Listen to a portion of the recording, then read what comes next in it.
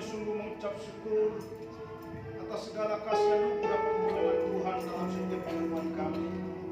Kami bersyukur Tuhan atas kekuatan, kesehatan Kau berikan bagi kami di pagi hari ini Bapa. Tuhan, kami sudah naikkan pujian untuk mengagungkan dan memuliakan nama-Mu. Kiranya itu menjadi persembahan yang kudus bagi-Mu Bapa. Tidak ada persembahan secara khusus yang kami sampaikan kepada Tuhan selain pujian dan pengagungan untuk memuliakan nama Tuhan.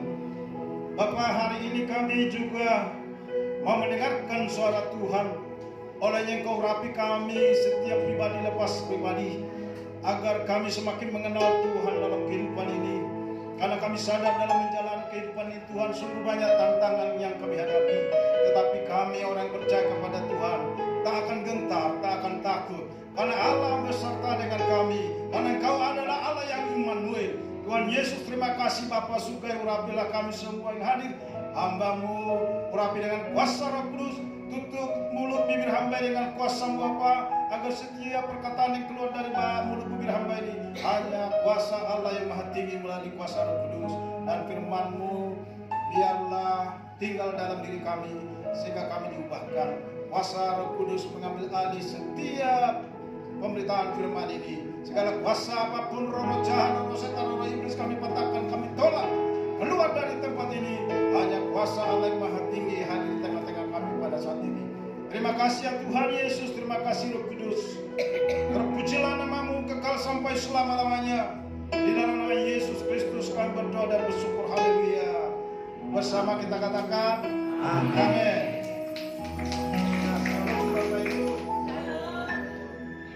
Saya pakai seperti mau KKR.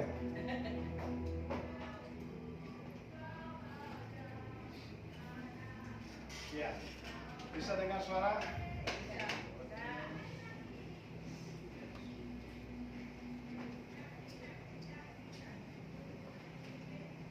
Ya, shalom.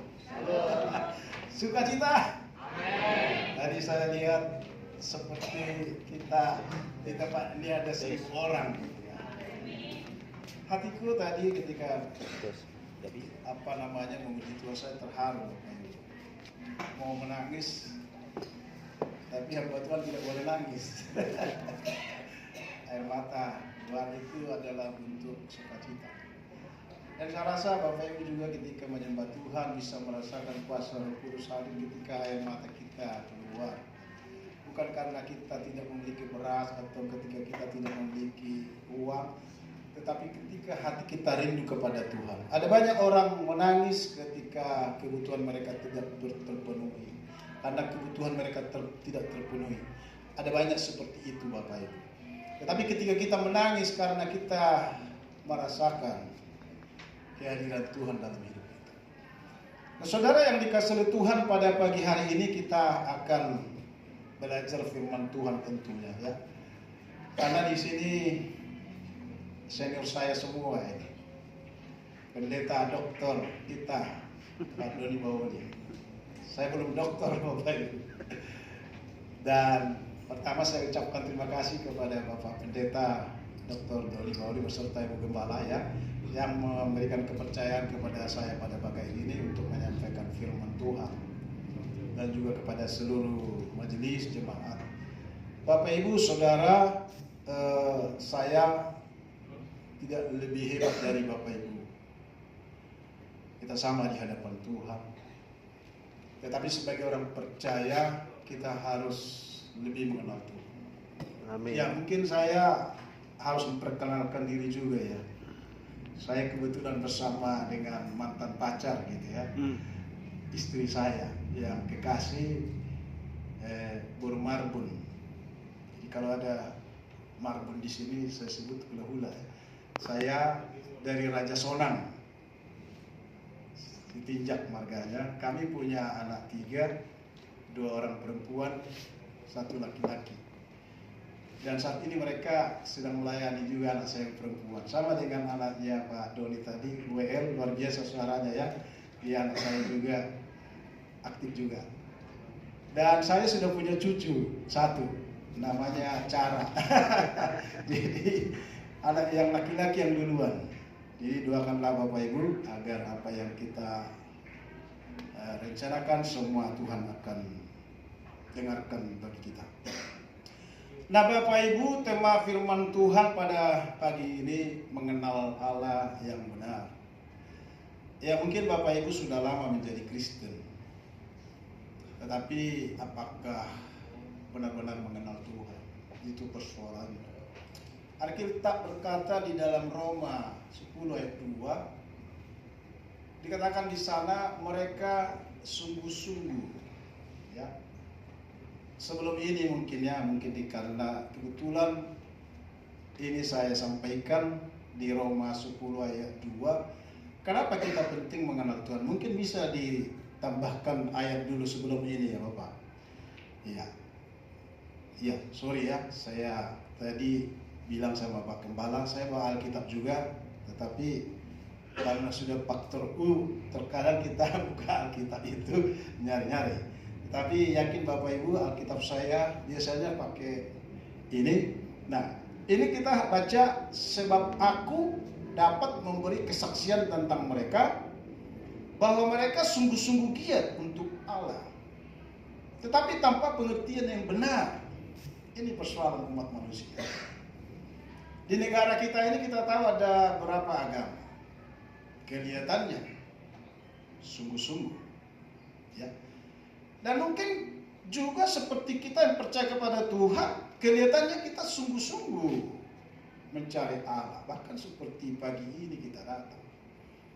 Tapi persoalannya, Bapak Ibu, apakah kita benar-benar mengenal Allah?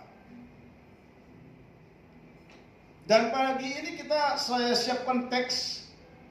Tadi kita belajar bagaimana Rasul Paulus mengenal Allah. Kalau sudah ada di situ Bapak Ibu, mari kita sama-sama membaca Filipi pasal 3 ayat 10 menjadi bahan renungan bagi kita. Filipi pasal 3 ayat 10, mari kita sama-sama membaca Bapak Ibu dalam hitungan ayat ketiga, 1, 2, 3.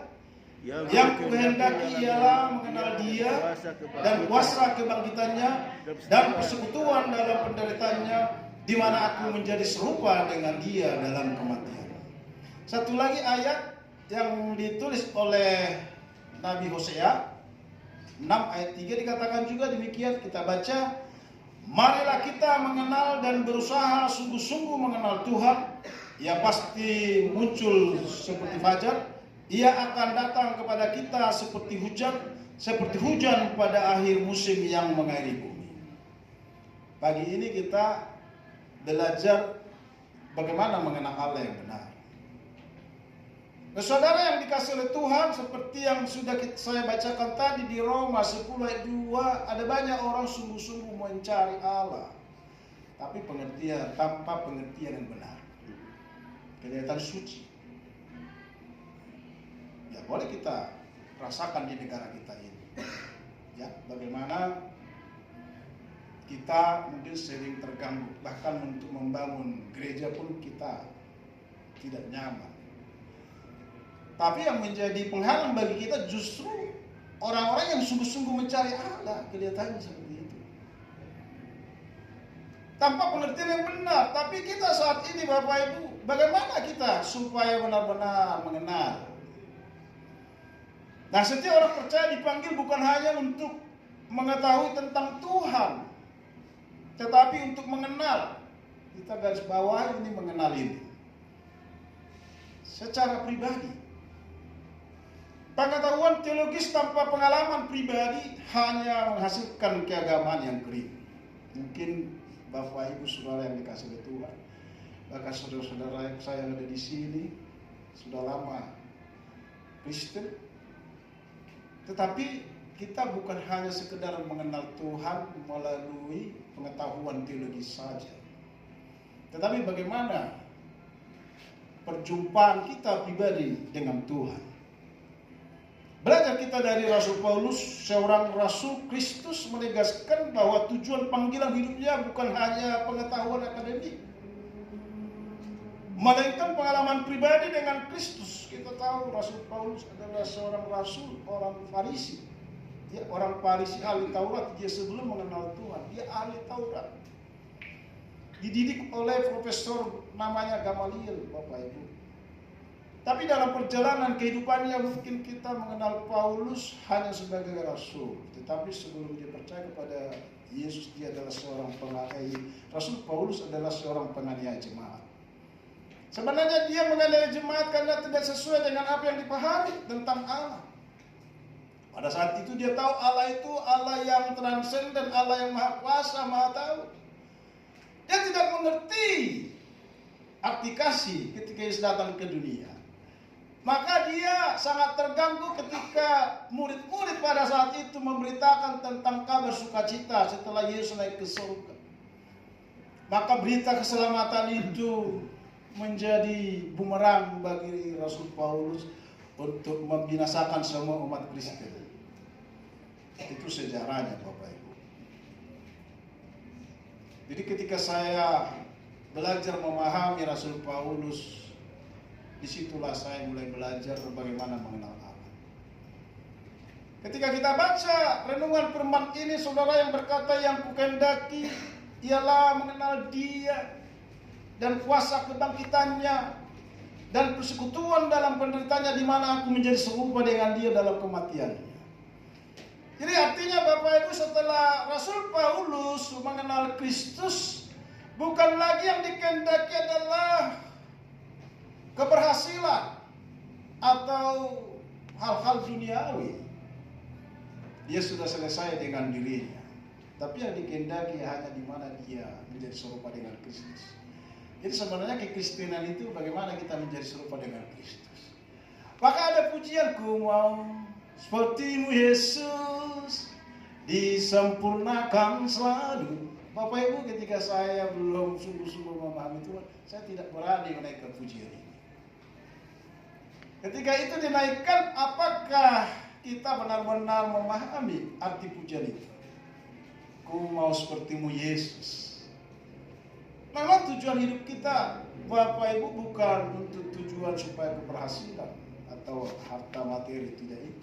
Tetapi bagaimana kita mengenal Kristus. Jadi kita tidak perlu takut di luar, di lingkungan kita ini tentu. Meskipun memang kita kadang disebut dengan minoritas, tapi saya tidak pernah saya minoritas. Karena Allah saya Allah yang dahsyat, Allah yang kuasa, Allah yang perkasa. Jadi kita berjalan tidak perlu takut. Ya.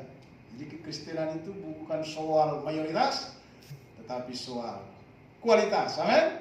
Amin. Gereja di tempat ini GPKI Kabar Baik misi. Kualitasnya yang dilihat, kita boleh bersaksi kepada beberapa lingkungan kita. Mungkin banyak gereja di tempat ini. Tapi apakah mereka benar-benar mengenal Tuhan? Next, menurut Kamus Besar Bahasa Indonesia, arti kata mengenal adalah mengetahui atau tahu. Tahu akan sesuatu dan mempunyai rasa. Jadi Bapak Ibu, mungkin sudah beberapa kali presiden berganti. Pasti kita berkata, kenal presidennya nggak kenal gitu ya. Saya sendiri waktu itu ketika Pak Soeharto presiden, saya kenal dia, tapi dia tidak kenal saya. Sampai sekarang, bahkan saya belum pernah salaman. Jadi saya seperti mengenal di sini, mengetahui atau hanya sekedar tahu. Jadi Bapak Ibu, demikian juga tentang kita. Apakah Tuhan mengenal kita? Di dalam Mazmur pasal 14 ayat 2 dikatakan di situ, Tuhan memandang ke bawah dari surga untuk melihat anak-anak manusia, apakah ada yang berakal budi dan mencari Tuhan. Ketika saya baca firman ini, di sini saya mulai mengenal Tuhan. Jadi Bapak Ibu, kita tidak bisa langsung melihat Tuhan seperti kita boleh melihat Bapak Gembala kita. Tapi Dia boleh kita rasakan lewat kuasa Roh Kudus. Tuhan memandang ke bawah dari surga untuk melihat anak-anak manusia apakah ada yang berakal budi dan mencari Tuhan. Boleh juga mungkin supaya jelas ya. Terkadang saya memang nggak mempersiapkan, tapi ketika saya menyampaikan firman bisa itu tim Mazmur 14 ayat 2 itu. Jadi mengenal Tuhan ketika kita benar-benar belajar memahami firman Tuhan dan merenungkan, nanti akan kita ini Bapak Ibu. Jadi bukan hanya sekedar firman, dikatakan di sana Tuhan memandang ke bawah dari surga kepada anak manusia untuk melihat apakah ada yang berakal budi dan yang mencari Allah. Jadi Tuhan tahu tujuan setiap orang yang sungguh-sungguh datang kepadanya. Seperti pagi ini, mengenal Allah yang benar. Saya percaya tempat ini adalah orang-orang yang diberkati. Amin. Amin. Mari kita tetap setia di hadapan Tuhan. Nah, dalam bahasa Yunani kata mengenal adalah ginosko. Kembali kepada materi kita. Jadi memang Bapak Ibu, kita harus benar-benar memahami Tuhan. Dikatakan dalam bahasa Yunani kata mengenal adalah ginosko, yang berarti mengenal melalui pengalaman langsung, bukan sekedar pengetahuan intelektual atau hanya sekedar tahu. Paulus berbicara tentang relasi intim dan personal dengan Tuhan, hubungan yang diwarnai kasih, dan tentunya iman kita yang sungguh-sungguh dan persekutuan yang dalam. Jadi mengenal Tuhan ginosko bukan hanya sekedar tahu, tetapi bagaimana kita memiliki pengalaman dengan Tuhan. Kalau saya lihat di sini saudara-saudara saya, ya, oma, opa, opung, kakek, sudah banyak pengalaman. Tapi ketika kita renungkan perjalanan kehidupan kita, bagaimana kita mengenal Tuhan secara pribadi. Saya sendiri ketika saya melangkah tanpa doa, saya akan gelisah. Jadi memang kita belajar setiap pagi harus bangun jam 5, membangunkan anak-anak, mari kita makan sate. Sate saat tidur Bapak Ibu. Rasul Paulus menulis surat ini Bapak Ibu ketika ia berada dalam penjara di Roma. Namun di tengah penderitaan itu ia tidak kehilangan sukacita dan kerinduan untuk semakin mengenal Kristus. Dalam konteks perjanjian baru, pengenalan akanlah bukan sekedar gnosis atau pengetahuan, tetapi relasi eksistensial yang membentuk seluruh kehidupan seseorang. Kita menunggal dengan Tuhan. Bagaimana kita bisa menunggal, menyerahkan segenap tubuh, jiwa, dan roh kita kepada Tuhan? Itu maksudnya. Tapi kalau kita hanya sekedar datang ke gereja, melihat pendetanya, melihat firman-Nya, tanpa merenungkan, kita tidak ada apa-apa. Jadi gnosis itu saudara yang dikasih oleh Tuhan, oleh intim dengan Tuhan, sebagaimana saya intim dengan istri saya. Istri saya ketika pergi, saya merasa ada yang kurang. Tapi Bapak Ibu yang ada di sini yang mungkin sudah duluan suami atau istri, jangan takut. Ada Tuhan yang selalu hadir. Ketika hidup suami atau istri kita pada saat kita intim, tetapi Bapa di surga adalah menjadi sahabat kita. Itu yang selalu memberikan damai sejahtera, sukacita. Demikian juga dalam perjanjian lama dikatakan ia ada bahasa berbakti mengenal secara intim, bahkan digunakan untuk hubungan pernikahan. Makanya pernikahan Kristen itu harus sehidup semati, tetap setia. Pengenalan saya dengan Pak Doni terbatas, seperti sahabat seorang murid. Tapi saya tidak tahu apa menjadi hobi, makanan kesukaan. Bahkan nomor sepatunya juga saya tidak tahu.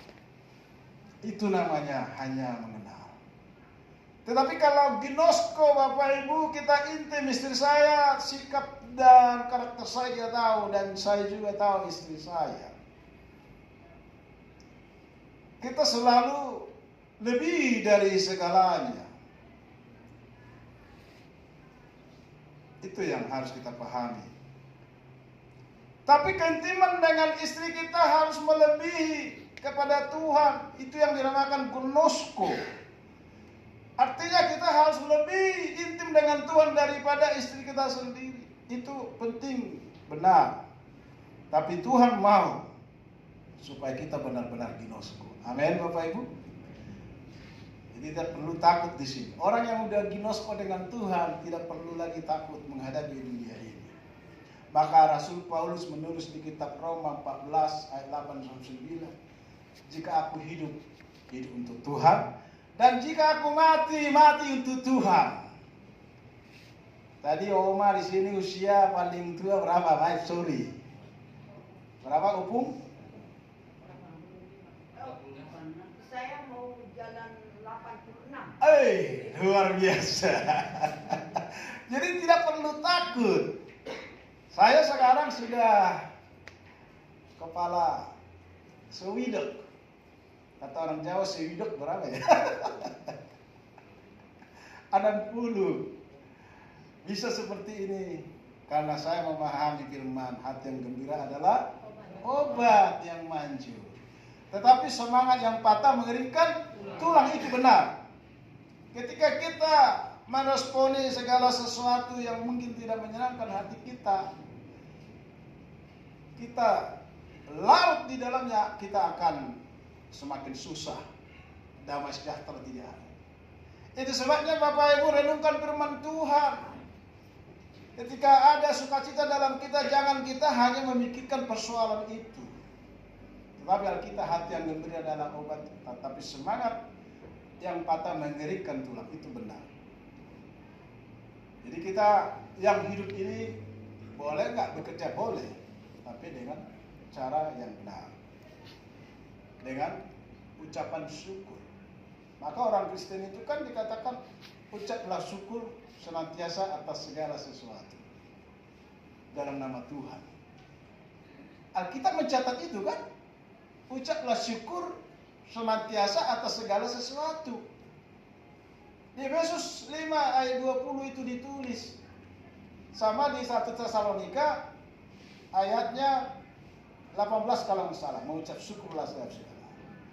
Ketika itu saya renungkan, berarti kita bukan mengucap syukur dari hal-hal yang baik saja, tapi bagaimana kita mengucap syukur di dalam keadaan yang sangat sulit.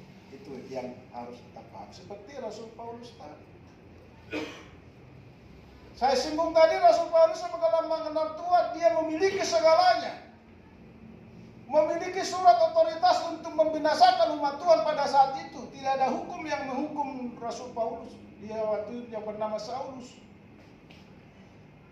Dia minta surat kuasa kepada imam dan kepala untuk membunuh semua yang pengikut Kristus pada saat itu. Tapi kasih Tuhan menjamah dia dalam perjalanan ke Damsik.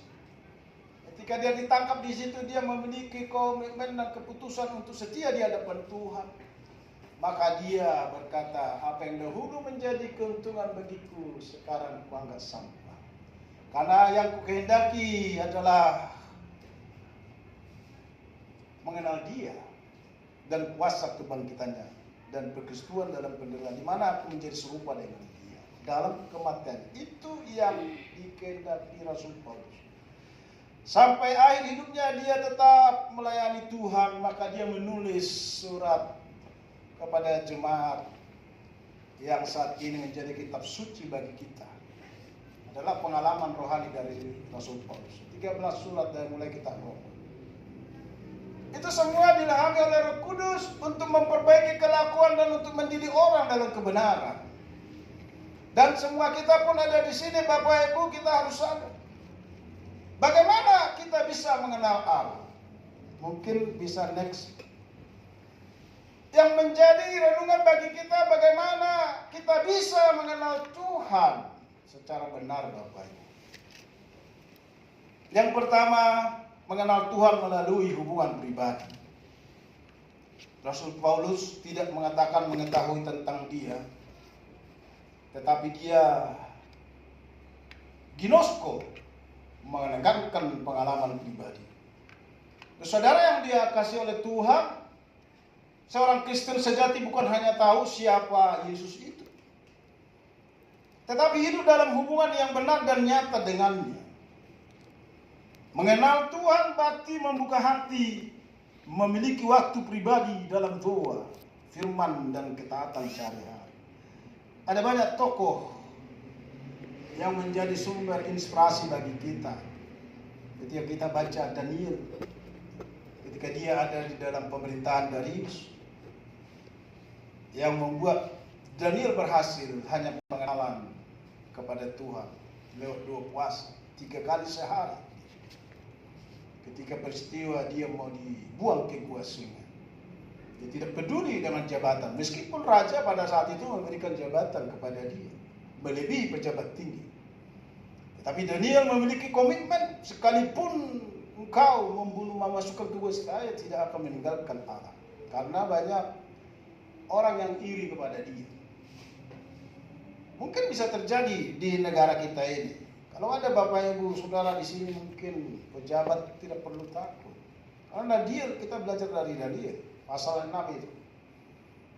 Darius mengangkat 3 Menko Polkam, bukan Menko Polkam, Menko ya, Menteri Koordinator pada saat itu.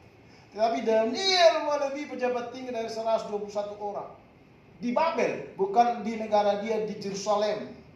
Ketika mereka ditawan, itu ceritanya. Nah, bagaimana kita di negara kita ini yang disebut dengan golongan minoritas? Apakah kita bisa menjadi garam dan terang di negara kita ini? Tapi kita bangga ada beberapa ya teman seiman saya sebut, yang mereka boleh duduk di pemerintahan. Ada yang menjadi berkat, tetapi ada juga yang menjadi tidak batu sandungan. Pejabat-pejabat, kita berkaca kepada mereka. Banyak yang tidak setia dengan kehidupan mereka. Mereka ditangkap. Karena apa? Ini persoalannya sekarang. Mereka menyebut mengenal Tuhan tanpa pengertian yang benar. Harusnya orang Kristen itu menjadi garam dan terang di negara kita ini, Bapak Ibu. Mari kalau ada Bapak Ibu di tempat ini bekerja, tidak perlu takut. Tidak perlu takut disaingi. Tetapi belajar dari Daniel tadi. Meskipun banyak yang iri hati kepada dia, tidak takut. Karena apa? Allah yang Immanuel, dia beserta dengan dia. Nah, itu yang pertama. Bagaimana kita mengenal Allah? Rasul Paulus menyebut mengenal kuasa kebangkitannya. Yang kedua, disebut di sana mengenal, next ya. Sekarang yang kedua, mengenal kuasa kebangkitannya. Tadi saya sudah bacakan. Kata kuasa di situ berarti dinamis dalam bahasa Yunani, artinya kuasa yang aktif dan mengubah.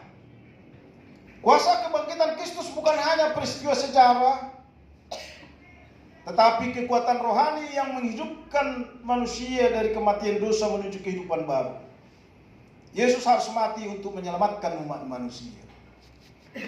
Kalau ada pertanyaan kenapa Yesus harus datang ke dunia ini, jelas karena Allah sudah berulang kali berbicara melalui nabi-nabi, nenek moyang. Di Ibrani jelas ditulis itu. Oleh karena kasihnya dia harus datang melalui anaknya yang tunggal, supaya setiap orang yang percaya tidak binasa, melainkan beroleh hidup yang kekal. Jadi itu rencana Allah yang besar, Bapak Ibu. Jadi kebangkitan Kristus adalah inti iman Kristen. Tanpa itu iman kita akan sia-sia. Jadi kita harus bisa memahami kuasa kebangkitan Kristus memampukan kita untuk meninggalkan dosa, bangkit dari kegagalan dan hidup dalam kemenangan. Kita tidak perlu takut. Dan yang ketiga, bagaimana kita bisa mengenal Tuhan melalui persekutuan dalam penderitaan. Persekutuan dalam kata Yunani disebut koinonia, berarti persekutuan yang mendalam. Mengenal Tuhan berarti berbagi dalam penderitaan Kristus, bukan sebagai hukuman, melainkan bagian dari persekutuan kasih. Ibrani 10 ayat 25 jelas menulis itu, janganlah engkau meninggalkan persekutuan ibadah. Jadi Bapak Ibu, seperti ibadah pada saat ini bukan hanya rutinitas ritual saja, tetapi melalui persekutuan di tempat ini ibadah kita tetap bersama bersaksi kepada saudara-saudara kita. Saudara yang dikasihi Tuhan, Paulus menunjukkan bahwa penderitaan bagi Kristus bukan akhir tetapi jalan menuju kemuliaan. Kata penderitaan adalah patema, yang juga berarti pengalaman pribadi yang membawa pengudusan. Saat kita menderita karena iman, kita tidak perlu takut. Kita sedang disatukan dengan Kristus dalam kasih dan pengudusannya. Dan yang keempat, mengenal Tuhan membawa perubahan hidup. Ketika kita mengenal Tuhan, harus ada respon dari kita, Bapak Ibu.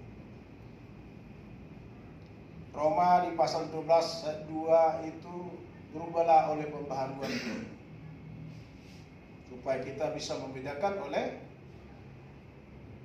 mana yang baik, mana yang tidak baik. Kita mengenal Tuhan berarti mempersembahkan segenap hidup kita kepada Tuhan, menjadi persembahan yang hidup dan kudus di hadapan Tuhan. Seperti pada pagi hari ini, harusnya kita tidak bisa langsung datang kepada Tuhan. Pada zaman itu sebelum Yesus datang, korban bakaran harus ada kita bawa ke rumah Tuhan, ke bait Allah. Kita hanya di luar. Yang boleh datang ke bait Allah hanya imam. Karena pada saat itu mahal, Bapak Ibu, untuk beribadah kepada Tuhan. Harus ada bawa binatang, minimal burung, seekor burung ketutup. Tidak boleh sembarangan masuk ke bait Allah. Nah, itulah yang terjadi pada saat itu. Maka di Alkitab banyak pada saat itu kan orang tuli, orang timpang, orang kusta. Karena mereka tidak mengenal Tuhan. Karena pengertian mereka hanya orang-orang kaya yang bisa masuk. Dan itu pun tidak boleh sembarangan masuk ke bait Allah. Hanya imam yang masuk. Persembahan itu hanya di pintu gerbang di bawah untuk pengampunan dosa. Tetapi pada pagi ini kita bersyukur, kita bebas datang ke rumah Tuhan. Bukan lagi membawa kambing domba, bukan lagi membawa lembu sapi, bukan lagi membawa merpati, tetapi membawa diri kita menjadi persembahan yang kudus di hadapan Tuhan. Amin. Kalau Ibrani pasal 13 ayat 15 boleh ditulis di situ. Ini saya, maaf Bapak Ibu, ketika saya menyampaikan firman, terkadang itu keluar di dalam diri saya, tetapi bukan karena kesombongan. Tapi ini harus kita pahami, Ibrani pasal 13 ayat 15 ini. Supaya kita tahu apa sih yang harus kita persembahkan kepada Tuhan. Yang kita harus persembahkan kepada Tuhan adalah, sebab itu marilah kita oleh Dia senantiasa mempersembahkan korban syukur kepada Allah. Yaitu apa? Ucapan bibir yang memuliakan nama Tuhan. Itu yang pertama. Maka ketika pujian tadi menaikkan, kalau Bapak Ibu memahami itu adalah korban syukur yang paling utama kepada Tuhan. Pujian yang kita naikkan itu. Maka saya bisa merasakan kuasa dari Tuhan. Maka seseorang ketika persembahannya sungguh-sungguh datang kepada Tuhan, maka akan merasakan damai sejahtera Allah yang melampaui segala akal dalam diri. Tadi saya luar biasa ya. Seren namanya tadi ya? Seren. Wah, kita doakan terus. Dan kita harus berdoa supaya melalui gereja ini banyak jiwa yang datang. Amin. Untuk memahami Tuhan secara benar. Meskipun gereja di sana besar, kita tidak perlu mungkin. Tetapi di sini kita mulai dibentuk, dididik agar kita benar-benar melalui mengenal Tuhan. Seperti firman tadi, Rasul Paulus kita belajar bagaimana mengenal Tuhan tadi. Dikatakan mengenal Tuhan membawa perubahan hidup. Artinya kita menjadi serupa. Simorphos artinya menjadi satu dengan Kristus. Pengenalan yang sejati menuntun pada keserupaan dengan Kristus, baik dalam karakter, pikiran maupun tindakan. Jadi dampak rohani orang yang mengenal Tuhan, berarti hidup mengenal Tuhan akan menampakkan buah roh. Itu yang paling utama. Jadi mengenal Tuhan, Bapak Ibu, bukti kita mengenal Tuhan, hidup oleh roh, dipimpin oleh roh, menghasilkan buah roh. Ketika kita renungkan buah roh itu ada 9. Apa yang belum bisa kita lakukan? Dikatakan di sana yang pertama adalah apa? Kasih. Kasih kalau kita bahas ini, kasih agape. Ada kasih eros, storge filia. Tetapi kasih yang dimaksud di sini adalah kasih agape, adalah kasih yang berkorban, mengutamakan orang lain. Sulit, Bapak. Tapi ketika kita belajar terus dan belajar terus, seorang Kristen ketika memahami, mengenal Tuhan secara benar, memiliki kasih sukacita dalam dirinya, tidak lagi mengeluh, ada damai dan kemurahan dan kebaikan ada dalam diri, kelemah lembutan, kesetiaan, dan yang terakhir penguasaan diri. Kenapa yang terakhir penguasaan diri? Karena kita tidak bisa, artinya tidak menghadapi tantangan, pasti ada. Godaan pasti ada Bapak Ibu. Ada banyak anak-anak Tuhan, mungkin dia 8 itu dia penuhi, dia rajin memberi baik. Tapi tidak mampu menguasai diri ketika dihadapkan dengan persoalan. Itu saja. Tapi kita sadar penguasaan diri. Maaf nih mungkin jangan tersinggung ya Bapak Ibu ya. Saya belajar dari tokoh ini. Karena saya ikutin beliau waktu dia masih pangkat mayor aktif di gereja. Sebagai hamba Tuhan, kenapa ini terjadi? Ternyata ini tidak mampu menguasai diri. Akhirnya anak buah dibunuh, ditembak. Ini persoalannya. Maka kita harus sadar Bapak Ibu untuk menghadapi situasi. Kalau kita memahami buah roh ini, mengenal, kita sadar. Kita serahkan semua persoalan kepada Tuhan. Ada banyak juga anak-anak Tuhan jatuh karena tidak bisa menguasai diri. Dan kasih juga mereka tidak memahami, hanya sekedar kasih tadi, kasih eros hanya mengasih istri ketika dia masih cantik atau modelnya seperti apa. Tetapi yang Tuhan ajarkan itu agape. Meskipun bukan jikalau. Artinya meskipun engkau tidak mengasihiku, aku tetap mengasihi. Meskipun engkau membenci aku, tetapi aku akan mengasihimu. Itu agape. Kalau kita sadar Bapak Ibu, kita tidak pernah akan kecewa. Tetapi kalau kita menggunakan kata jikalau, itu kasih eros. Jikalau engkau mengasihiku, aku baru mengasihi engkau. Jikalau engkau memberi kepada aku, baru aku memberi. Itu eros. Atau kita hanya menggunakan kasih filia. Kalau saudaraku kutolong, kalau yang lain tidak. Beda kan? Hanya mengasihi. Itu filia, persahabatan misalnya. Makanya pertanyaan itulah yang disampaikan kepada Petrus. Hai Petrus, apakah engkau sampai 3 kali? Benar Tuhan. Karena apa yang disampaikan Rasul Petrus, filia, persahabatan, bukan agape. Tetapi ketika kasih Tuhan ada padanya, baru dia sebelum ayam berkokok, dia kan menyangka. Pertanyaan Yesus, kenapa harus 3 kali? Karena dia masih filia. Kasih persahabatan. Tapi yang Tuhan mau dia agape, dia rela berkorban. Tapi Petrus sudah bertobat.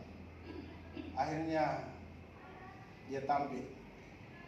Ada pagi ini Bapak Ibu, kalau kita masih belum memahami, inilah mengenal Tuhan. Ketika saya ditanya, apakah engkau sudah mengenal Tuhan? Saya masih belajar sampai sekarang. Tapi tentu saya memahami firman tadi. Ketika saya mau berbohong, waktu itu masih suka berbohong Bapak Ibu. Kan seringkali ada pertanyaan, boleh berbohong dengan kebaikan. Ternyata apapun itu tetap dikatakan bohong. Maka di dalam Yohanes 8 ayat 44 kalau nggak salah, karena bapa segala dusta adalah iblis. Jadi kalau ada orang yang bohong, berarti dikatakan di situ ada anak iblis. Disandingkan dengan Matius pasal 5 ayat 37. Nah, inilah yang membuat saya mulai sadar. Jikalau iya katakan iya, jikalau tidak katakan tidak. Boleh ditampilkan mungkin. Karena kita supaya benar-benar mengenal Tuhan Bapak Ibu. Berarti ketika kita mengikut Tuhan, berarti kita harus hidup jujur. Hidup apa adanya tetapi bukan karena ada apanya. Matius 5 ayat 37. Melalui pemahaman firman Tuhan itu kita dibawa bertumbuh kepada Tuhan. Tidak lagi bisa berbohong. Jadi kalau ditanya saya masih berbohong, saya sadar akan tindakan apa yang kita buat. Maka di dalam firman ini Bapak Ibu katakan apa? Jika iya, hendaklah kamu katakan iya. Jika tidak, hendaklah kamu katakan tidak. Apa yang lebih daripada itu berasal dari si jahat. Jujur aja. Seorang Kristen ya jujur aja. apa adanya, bukan karena ada apanya. Kalau ini kita sadar, saya percaya kita adalah orang-orang yang mengenal Tuhan. Marah. Kenapa di rumah tangga sering konflik? Kan awalnya kan marah, tersinggung. Firman berkata di dalam Efesus pasal 4 ayat 26, kalau kamu marah jangan sampai matahari terbenam. Ayat 27 dikatakan apa? Jangan beri kesempatan kepada iblis. Nah ini tadi yang kesinggung tadi. Banyak orang tadinya mereka baik-baik saja, tetapi tadi akibat tidak bisa menguasai diri. Dan kalau dia sadar firman Tuhan, saya sendiri juga sering marah-marah, tapi saya sadar, ingat itu Efesus 4 ayat 26 berkata apa? Jadi sebelum matahari terbenam, saya sapa istri saya, maafkan saya sayang. Jadi Bapak Ibu yang hadir di sini jangan sampai larut membenci suami atau istri sebelum matahari terbenam. Kalau nanti bila malam tiba bagaimana? Ayo. Bila malam tiba bagaimana? Ayo. Jadi suami istri harus sadar, jangan sampai terpendam berlarut-larut. Ingat firman Tuhan. Jangan kalau bila malam tiba pegang tangannya baru, waduh, udah kecewa. Kalau karena ada apanya, bukan karena ada apanya, kan begitu ya Bapak Ibu ya. Oleh karena itu kita anggap firman Tuhan. Jadi kepada siapapun, saya kepada anak, mungkin saya pagi, maafkan Papa, saya sadar. Firman berkata, jangan sampai matahari terbenam, saya sadar. Jadi firman itulah yang membuat kita bisa mengenal Tuhan Bapak. Oleh karena itu baca firman Tuhan. Firman kita bisa mengenal, melihat Tuhan dari firman. Bapak Ibu yang terakhir, refleksi. Apa ini refleksi maksudnya? Apakah kita hanya mengenal Tuhan dari cerita orang lain? Atau sudah mengalami dan kuasa kasih? Ada dua di sini yang harus kita pahami. Refleksi dari firman pada pagi ini kita belajar dari Ayub. Kalau kita belajar dari sejarah Ayub Bapak Ibu, bahwa Ayub dikatakan di pasal 1 dia adalah seorang yang saleh. Ya, saleh, kaya. Bukan hanya sekedar kaya, tapi terkaya pada zaman itu. Tetapi ternyata ketika hal-hal yang dialami, mungkin Bapak Ibu sudah sering baca bahwa dia kehilangan semua harta bendanya, anak-anaknya ya ada 10, tiba-tiba semua hartanya lenyap. Bahkan penyakit menimpa dia, borok. Semua sahabat-sahabatnya mencela dia, udah tinggalkan alam. Tapi dia tetap sadar. Dan akhirnya Bapak Ibu dia berkata, hanya dari kata orang saja aku mendengar tentang engkau. Tetapi sekarang mataku sendiri memandang engkau. Bapak Ibu, Ayub pada saat itu juga adalah dikatakan saleh. Tidak pernah melakukan pelanggaran dia kalau kita baca ayat yang pertama itu. Dia saleh. Dikatakan ada seorang laki-laki di tanah Uz bernama Ayub. Orang itu saleh dan jujur.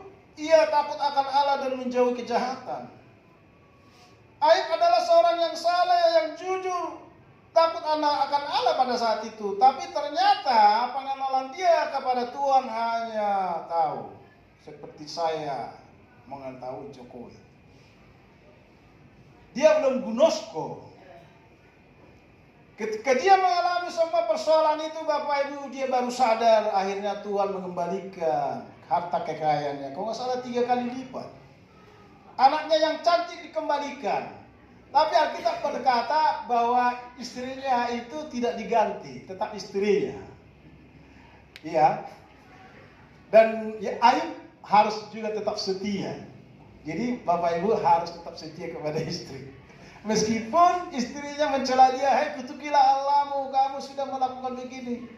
Anak-anak sudah mati, harta benda." Tapi Alkitab mencatat bahwa istrinya tidak ada dicatat pada saat itu ikut mati. Tetapi Alkitab mencatat bahwa setelah kejadian itu dia dipulihkan, disembuhkan, dan dikembalikan lagi istrinya. Ada 7 anak laki-laki perempuan kalau nggak salah ya. Iya. 7 anak laki-laki perempuan Laki-laki 7. Laki 7, perempuan. Ah, itu dia ibu tahu. Pada saat itu adalah orang yang cantik. Kembalikan harta kekayaannya. Mungkin hari ini dia adalah konglomerat. Kembali Bapak. Tapi pernyataannya dia apa? Hanya dari kata orang saja aku mendengar tentang engkau. Tetapi sekarang mataku sendiri memandang engkau. Ini kita belajar dari Ayub Bapak Ibu. Tapi jangan sampai kita sama dengan Ayub. Mari kita mengenal Allah. Dan refleksi yang kedua kita belajar dari perjanjian lama. Ini tadi kan adalah orang-orang yang sungguh-sungguh jujur saleh. Tetapi pengertian dia hanya dari orang. Dia melakukan tanpa hubungan pribadi dengan Tuhan. Artinya kita sebagai hamba Tuhan bisa saja sibuk melayani. Tidak lagi membangun hubungan yang intim dengan Tuhan. Tapi seperti Ayub tadi, dia dipulihkan. Karena kita waktunya harus kejar, jam 9 harus selesai. Dan yang terakhir kita boleh baca Lukas pasal 8. Ayat 22 Bapak Ibu. Kita tadi sudah menyinggung Ayub. Dia jujur dan saleh, mengenal Tuhan dari hanya orang lain saja. Nah, refleksi dari firman Tuhan ini Lukas 8 ayat 22 berkata, pada suatu hari Yesus naik ke dalam perahu bersama-sama dengan murid-muridnya dan ia berkata kepada mereka, marilah kita bertolak ke seberang danau. Lalu bertolaklah mereka dan ketika mereka sedang berlayar Yesus tertidur. Sekonyong-konyong turunlah taufan ke danau sehingga perahu itu kemasukan air dan mereka berada dalam bahaya. Ayat 24 Bapak Ibu dikatakan apa? Maka datanglah murid-muridnya membangunkan dia, katanya, Guru, kita binasa. Ia pun bangun lalu menghardik angin dan air yang mengamuk itu. Dan angin dan air itu pun reda dan danau itu menjadi teduh. Ayat 25. Lalu katanya kepada mereka, di manakah kepercayaanmu? Maka takutlah mereka dan heran. Lalu berkata seorang kepada yang lain, siapa gerangan orang ini? Sehingga ia memberi perintah kepada angin dan air dan mereka taat kepadanya. Bapak Ibu, paham firman ini? Refleksi. Yesus yang mengajak mereka untuk bertolak ke seberang. Yesus yang membawa mereka. Pada saat itu mereka hanya tahu bahwa Yesus itu ketika ada semua nyaman. Tetapi ketika terjadi gelombang mereka sadar. Mereka tahu Yesus itu hanya sekedar guru. Hanya sekedar guru. Tetapi ketika mujizat terjadi mereka baru sadar siapa gerangan orang ini. Tanpa dia sadari. Padahal Tuhan bersama dengan mereka. Mereka tidak tahu. Karena apa? Mereka belum mengenal. Taunya hanya guru, rabi. Demikian juga dalam kehidupan kita Bapak Ibu. Ketika kita percaya kepada Tuhan, terkadang Tuhan izinkan situasi beban berat. Di tengah-tengah situasi itu mungkin kita mulai sadar. Dengan pikiran kita sendiri kita mengeluh. Padahal ada Tuhan. Seperti murid-murid tadi Bapak. Kalau pengenalan kita kepada Tuhan itu hanya sekedar guru, maka iman kita itu belum sungguh-sungguh percaya kepada-Nya. Tetapi ketika Yesus mampu meredakan angin ribu, angin topan, mereka sadar, baru tahu siapa orang ini. Heran mereka.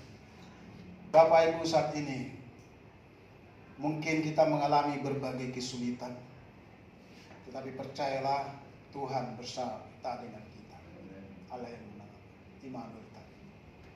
Jadi marilah kita mengenal Tuhan lebih sungguh-sungguh lagi kepada Tuhan. Maka apapun persoalan yang kita hadapi, ada Tuhan bersama dengan kita. Seperti Ayub, meskipun semua hilang, anak-anaknya, harta benda, dia tetap setia di depan Tuhan. Dan akhirnya Tuhan menolong dia. Dan dia sadar bahwa pengenalan dia selama ini hanya dari orang dan cerita orang. Tetapi setelah dia sadar, baru dia bilang, Tuhan, hanya dari kata orang saja aku mengenal Engkau. Rasul Paulus ketika dia diubahkan hidupnya, yang dikehendaki adalah mengenal dia dan kuasa kebangkitannya dan persekutuan dalam penderitaannya, di mana aku menjadi serupa dengan dia dalam kematian. Maka Rasul Paulus juga berkata, bagiku hidup adalah Kristus dan mati adalah Tuhan. Ketika kita anak-anak Tuhan memahami kebenaran firman Tuhan ini, maka kita tidak perlu lagi takut menghadapi persoalan. Karena Allah kita Allah yang Immanuel, Allah yang transenden, dia adalah Allah yang imanen, mencari orang yang terhilang, mencari orang yang berdosa. Dan ada hiburan dari Tuhan, bagaimana kita mengenal Tuhan. Apa yang menjadi kekurangan kita selama ini, Alkitab berkata, mungkin kita masih banyak kekurangan dan kelemahan, atau mungkin ada hal yang tersembunyi, mungkin dosa yang lain membuat penghalang bagi kita. Tapi Alkitab, jika kamu mengaku dosamu, maka Ia setia dan adil sehingga Ia mengampuni engkau. Itu kebenaran Tuhan. Oleh sebab itu Yesus memanggil, marilah kepadaku semua yang letih lesu dan berat, kepadamu akan kuberikan kelegaan. Pagi ini Bapak Ibu, mari kita datang kepada Tuhan, mengenal Dia dengan benar. Amin. Saya undang para pemusik. Terpujilah Kristus dari selama-lamanya sampai selama-lamanya, karena daripadanya lah segala hikmat dan kekuatan. Seperti Paulus, kita dipanggil untuk terus bertumbuh dalam pengenalan yang mendalam akan Kristus. Inilah hidup yang kekal itu, yaitu bahwa mereka mengenal Engkau satu-satunya Allah yang benar, dan Yesus Kristus yang telah Engkau utus. Jadi Bapak Ibu, bukan saja kita hanya dijanjikan surga, tetapi Alkitab berkata di dalam Yohanes 17 ayat 3, inilah hidup yang kekal itu, yaitu bahwa mereka mengenal Engkau satu-satunya Allah yang benar, dan Yesus Kristus yang telah mengutus Engkau. Jadi hidup kekal Bapak Ibu Saudara bukan nanti ketika kita mati, tidak. Saat ini kita sudah mengenal Allah. Kita sudah merasakan hidup yang kekal itu ketika kita percaya kepada Tuhan. Artinya hidup kekal, apapun persoalan kita bersama dengan Tuhan. Satu pujian, mari kita bangkit. Ku mau cinta Yesus selamanya. Oh haleluya, Yesus Kristus. Terima kasih Bapa. Terima kasih Roh Kudus. Ku mau cinta Yesus selamanya. Katakan, apapun yang terjadi, Tuhan akan selalu menyertai. Ku mau cinta Yesus. Ku mau cinta Yesus selamanya.